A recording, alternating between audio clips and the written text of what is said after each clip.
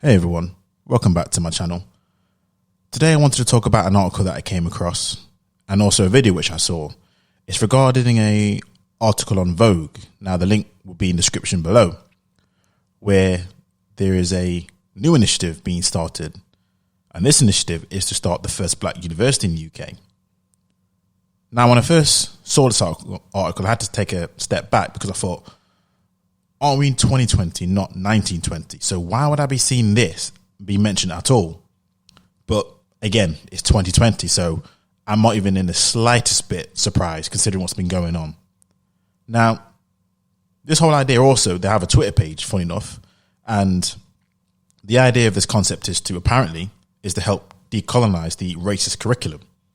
And to date, it set up a GoFundMe account in June, and since that it's raised over 100k. So to be fair, it's not doing quite badly in terms of a response, so you can see exactly the sort of climate that we're in. But for a university, I just have to say this: while it's a good start, they're going to need to raise a whole lot more than that to start a university, let alone maintaining it with excellent staff, up-to-date equipment, and also talking about the curriculum, especially also as they're looking at it to be free. So I don't know exactly what targets they have in place.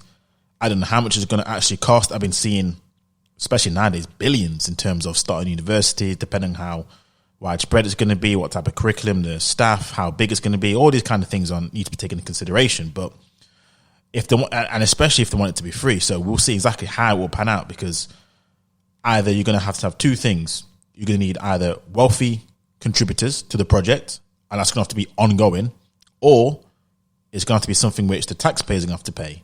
And we all know majority of the taxpayers in this country are not black. So we'll wait to find out exactly how that's going to be funded. But either way, it's going to be an interesting situation. Now, when you read the article yourself, and I do encourage you all to read the article, it has a little spiel at the start, but it mainly features perspectives from fellow black individuals who are currently studying at uni, and they're giving their opinions.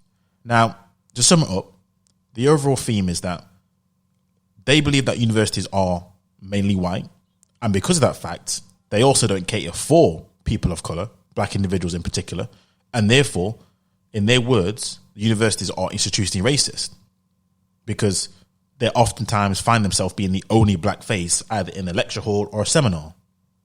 Now, when you read this sort of thing, I had to sit back and wonder whether I'm hearing this right and thinking, do these people know exactly what country that they're in?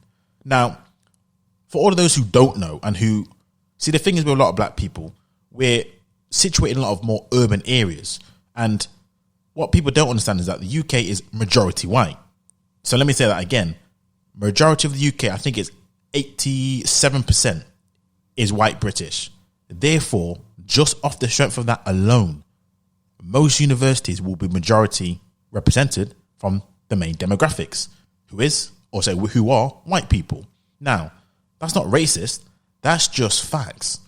The probable likelihood of people attending universities in a majority white nation is going to be white people. I need to let you in on that secret. So the fact that you may be the only black face in a lecture hall or seminar doesn't mean it's racist. It just normally reflects the society that you're living in. And then the second thing as well is going to higher education is a choice. You have the right to go or refuse to go to university if you wish to. And at the end of the day, for those who do, it's only 3 to 4 years out of your life, depending on degree, of course. And then after that, you're out in the real world, where if you think things are going to be bad now in terms of there's no representation in certain industries that you're going in, or certain lecture halls or certain courses, wait till you get out into the real world, and when real life kicks in, you'll be really shocked to see exactly how white this country really is. I mean, come on off it. These are meant to be university level students that we're letting in. Now, let's talk about this decolonize the curriculum piece for a second.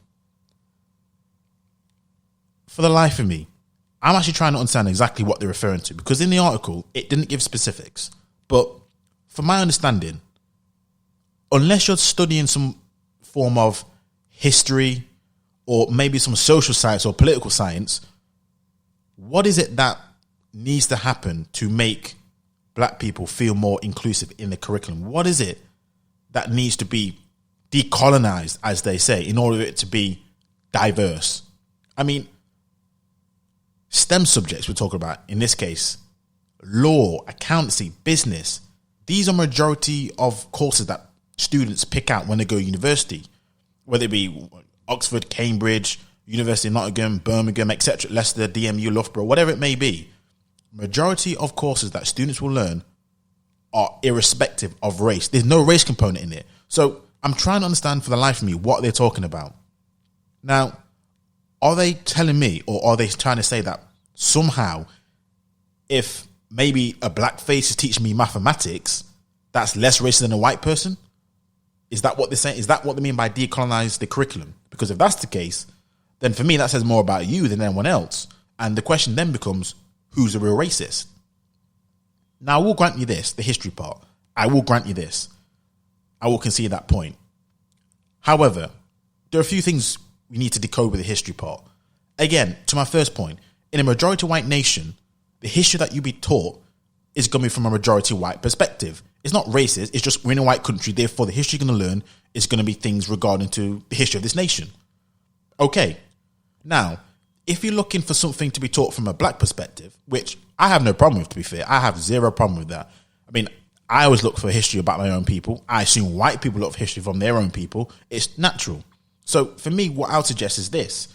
Instead of having a completely separate university just because of that fact, why not have something like either what used to be in place, and I don't know if it still is the case, is you'll have sort of community schools where normally people from different cultures or communities, they'll actually get together in order to learn about certain history, certain cultures, maybe religions-based, faith-based, etc., etc.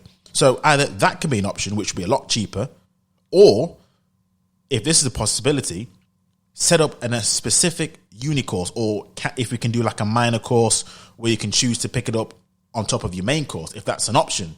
For me, that sounds like a better option than a whole separate university just because of certain subjects which may have white-centric viewpoints in a white-dominated country.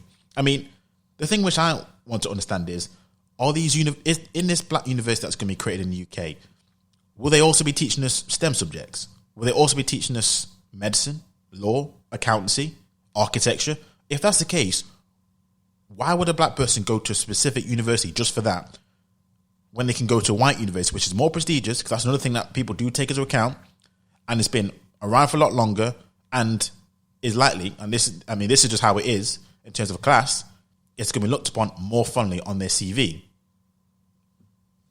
However, the main thing also I want to talk about is, how is it other ethnic minority groups, so we have Asians, Indians, Pakistanis, Bangladeshis, Chinese, Japanese, how is it that they can all attend these same universities now that you go into?